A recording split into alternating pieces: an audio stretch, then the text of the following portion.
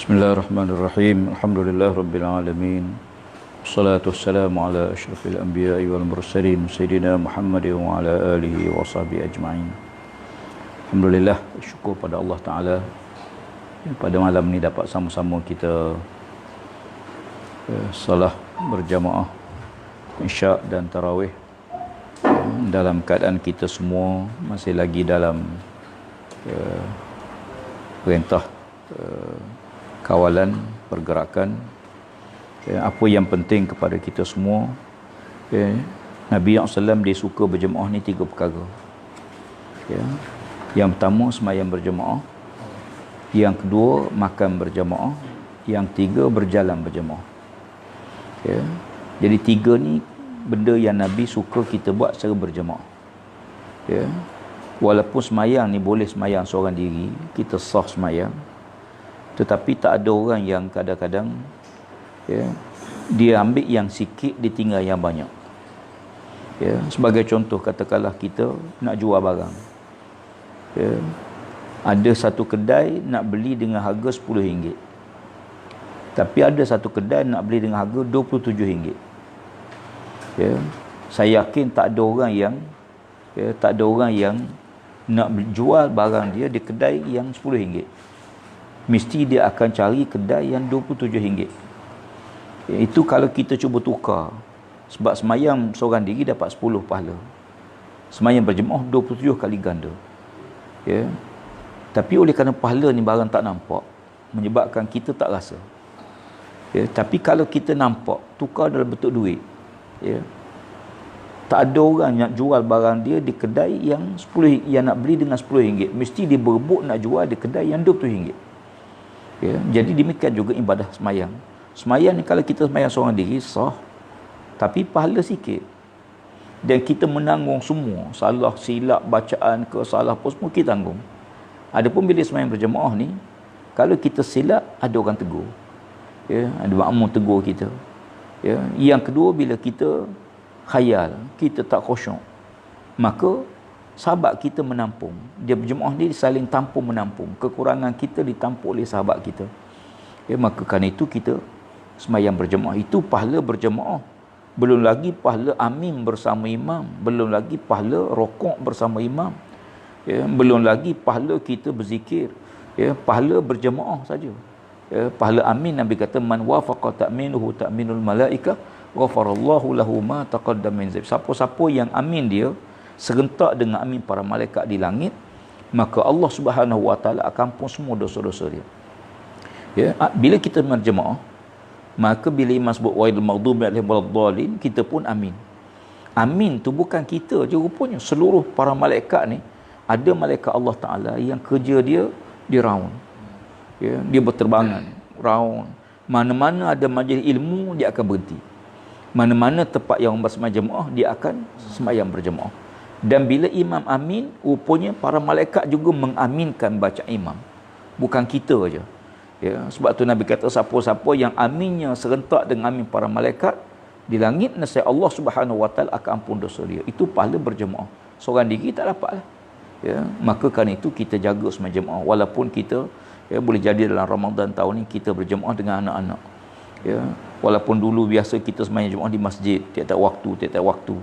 Tetapi hikmah Allah Ta'ala, dia nak supaya kita rapat hubungan dengan keluarga, dengan anak-anak kita, dengan isteri kita. Kita boleh sembahyang berjemaah. Ada isteri yang mengadu, dia kata, saya dah kahwin 40 tahun, inilah kali pertama boleh sembahyang di belakang imam. Suami saya jadi imam. Ada juga, tapi ada juga yang suami suruh isteri jadi imam. Itu lagi pelik. Dia kata, awak bacaan awak lagi bagus. Ni terbalik kot ni. Dia suami jadi imam. Tak apa, kita ambil surah-surah yang biasa kita baca. Tak perlu surah-surah yang tinggi. Boleh tak ustaz saya nak ulang qul Allah je? Boleh. Tak salah.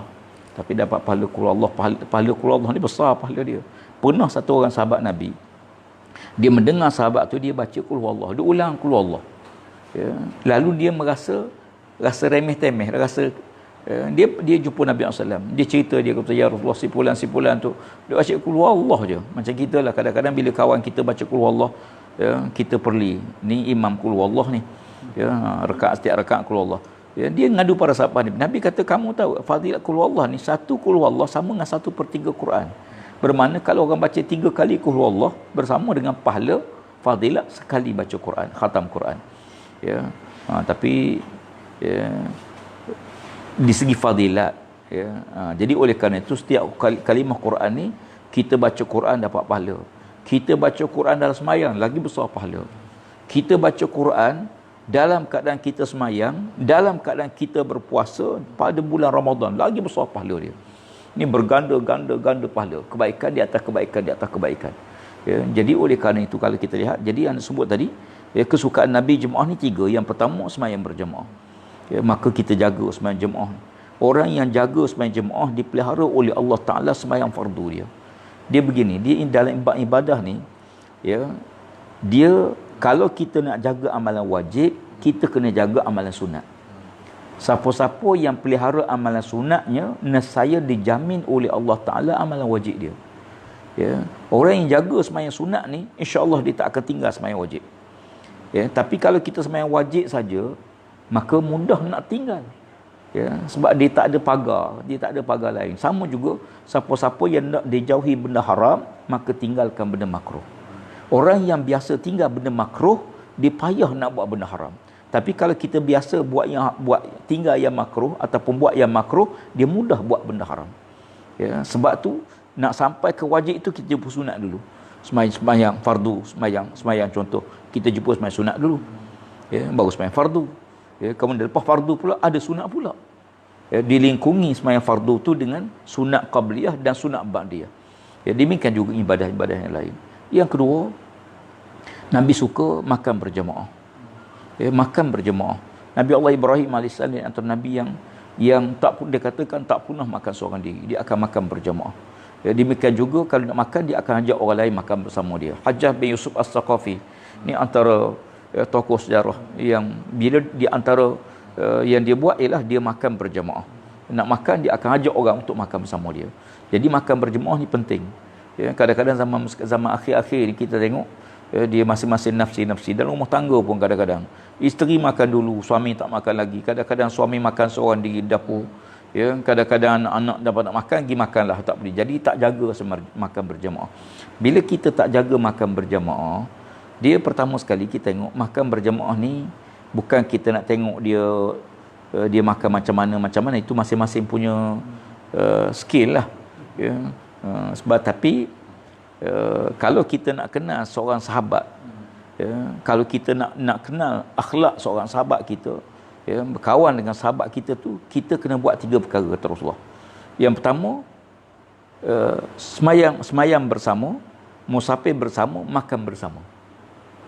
Kalau kita buat 3 perkara ni, kita kenal betul sahabat kita tu. Kalau tidak, kita hanya kenal nama je kadang-kadang. Kita berkawan tapi tak pernah musafir bersama, tak pernah semayang bersama, tak pernah makan bersama. Ya, jadi makan bersama ni di antara benda yang ditekan oleh Nabi SAW. Jadi bila kita nak makan, ya, kita perhati ada orang makan ni macam-macam cara makan dia. Ya, jangan lepas ni jangan duk perhati orang makan, tapi nak sebutnya, ya, setiap orang tu makan dengan cara dia sendiri. Ada orang dia ambil ayam, ya, dia buat ayam tu, ayam besar tu dia buah dalam pinggan dia, lepas tu dia ambil nasi, dia tutup ayam dia. Ada juga. Ada yang makan, udang besar tu dia makan akhir sekali. Ada juga. Ya. Ada yang kadang-kadang dia gaul semua nasi dia, kemudian dia boleh makan. Ada orang makan sikit-sikit, macam-macam style. Tak apa. Apa style yang kita makan itu, ya, tidak jadi masalah bagi kita. Yang penting ialah berjemaah. Ya, suami, isteri, anak-anak. Dan bulan Ramadan ni kalau boleh kita jagalah sungguh-sungguh. Sebab ya, terutama waktu berbuka. Waktu berbuka ni kita ajak anak-anak kita makan sama. Ya, ajak anak kita makan sama. Ya, walaupun anak kita tak puasa, mungkin isteri kita tak puasa kerana uzur. Ya, isteri tak puasa bulan Ramadan ni biasalah sebab uzur. Tapi suami pun uzur juga, pun ada juga. Ya, tu yang pelik. Jadi bila nak makan, walaupun anak kita tak puasa, kita ajak dia makan sama. Pasal apa? Waktu, minit kita berbuka ni bukan kita yang tentu, Allah yang tentu. Pukul 7:19 contoh. Siapa yang menentu 7:19? Ya, yang menentukan saat waktu sahur, saat waktu berbuka Allah. Waktu tu waktu dia berkati oleh Allah Taala. Ajak anak-anak kita, ajak keluarga kita, kita berbuka sama-sama, makan bersama. Saya yakin bulan Ramadan ni bab makan berjemaah ni kita jagalah, sebab makan time makan tu serentak. Tapi lepas Ramadan je kita kejaga. Makan ni Nabi suka makan berjemaah. Ya, yang ketiga, kesukaan Nabi SAW berjemaah ialah Nabi suka berjalan berjemaah. Ya, jangan berjalan seorang diri. Ya, walaupun musim sekarang ni payahlah nak berjemaah bila kita bersafir.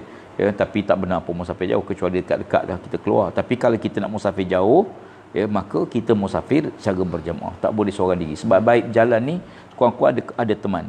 Ya, paling tidak pun 3 atau 4 orang. 4 orang kita berjalan.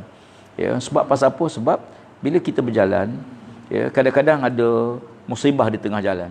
Ya, maka kita boleh, ada sahabat kita boleh jaga, ada sahabat kita boleh tolong dan sebagainya.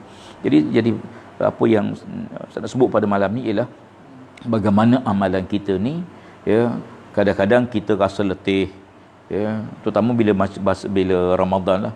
Ramadan ni yang letih ni bila waktu ibadah je. Ya, masa tarawih tu Allah nak buka mata pun payah, padahal 8 rakaat je.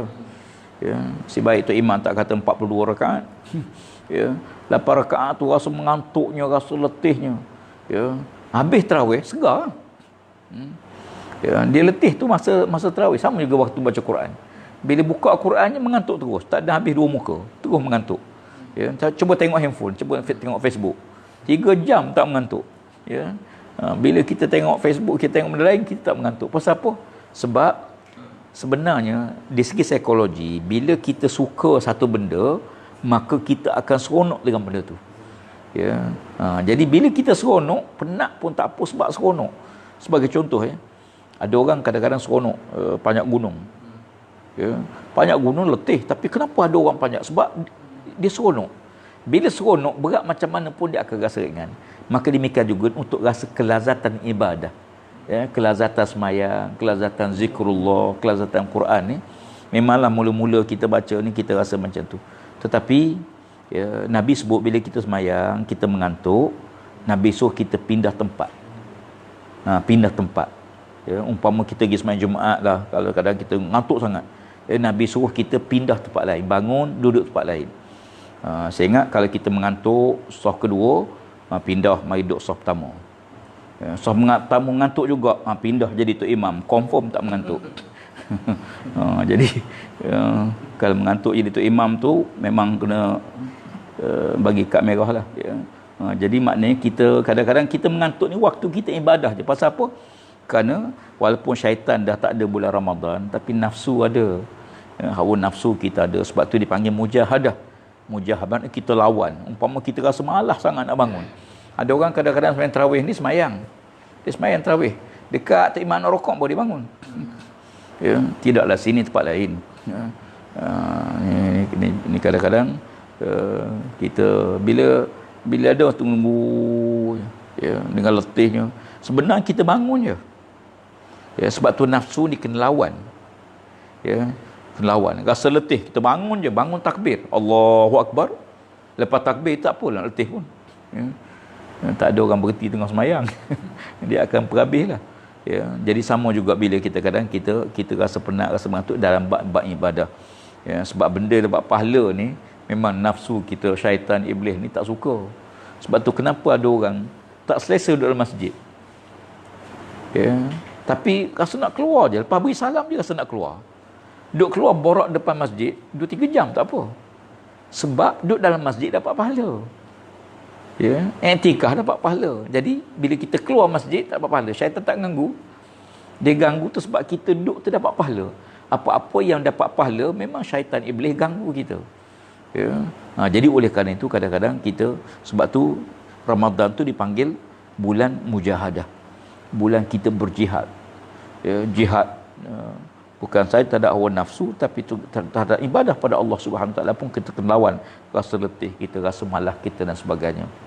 Akhir sekali, ya, sebut bagaimana di antara amal ibadah kita yang kita pelihara, yang kita jaga, ialah masalah, ya, apa yang boleh kita buat. Contohnya ada orang duk mengadu, dia kata dia tak erti baca Quran. Ya, tak apa. Ya, tak semua orang lahir. Sahabat Nabi pun, ya, yang hafal Quran tak ramai. Ada sahabat-sahabat Nabi yang butuh huruf pun tak erti baca, tak erti menulis.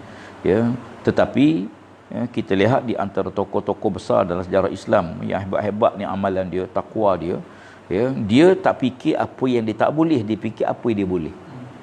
Ya, jangan duk besarkan dalam jiwa kita benda yang tak boleh buat.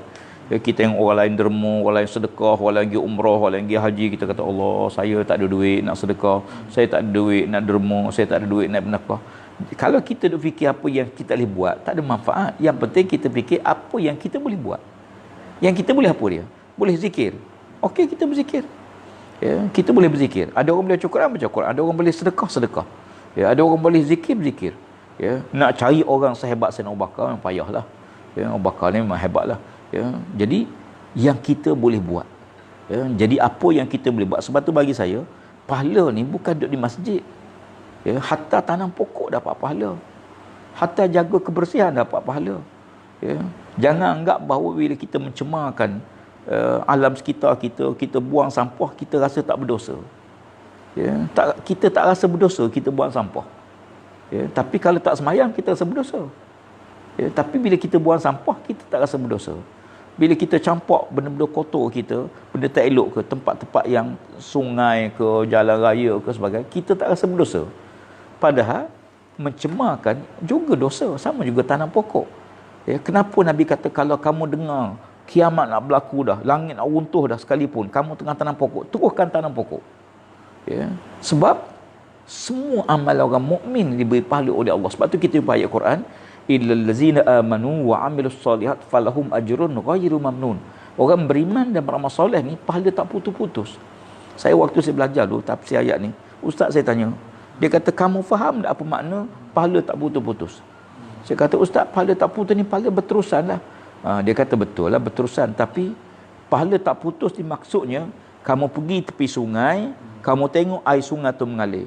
Ya, begitulah dah bertahun-tahun, berpuluh-puluh tahun, tak beribu tahun dah, beratus tahun dah sungai tu mengalir dan tak pernah berhenti. Dia kata begitulah orang beriman. Hidup dia boleh pahala, mati dia pun boleh pahala. Walaupun dia dah mati, pahala terus berjalan. Ya, umpama kita tanam pokok. Ya, tanam pokok, Nabi sebut dalam hadis, man muslim yaghrisu gharsan aw yazra'u zar'an fayakulu min tayran aw bahimatan aw insanan illa kana lahu bi sadaqah aw kama qala. Mana-mana orang Islam, mana-mana orang Muslim tanam pokok yang menjala atau pokok yang berbatang, ya, lalu dimakan oleh binatang yang melata, ya, ataupun makan oleh burung, ataupun dimakan oleh manusia, semua diberi pahala sedekah oleh Allah. Kita tanam pokok, burung hinggap kita boleh pahala. Orang berteduh bawah pokok kita boleh pahala. Orang makan boleh pahala. Burung makan buah kita, buah yang kita tanam kita boleh pahala. Kita jual pada orang kita boleh duit dan kita boleh pahala.